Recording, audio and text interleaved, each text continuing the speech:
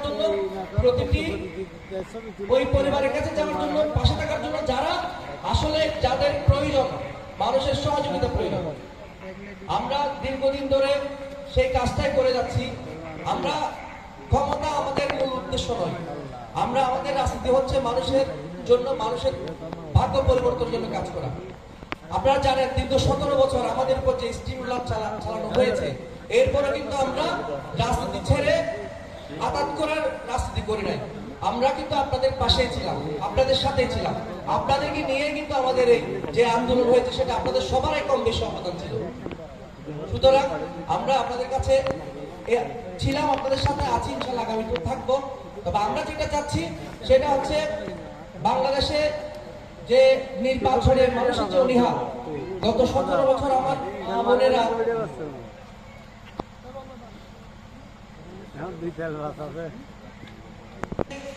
এই মানুষগুলা ভোট দিতে পারে না, কারণ আমাদের ভোটগুলা যেটা দিনে হওয়ার কথা ছিল সেই ভোটগুলা আগে দিন রাতেই হয়ে গেছে।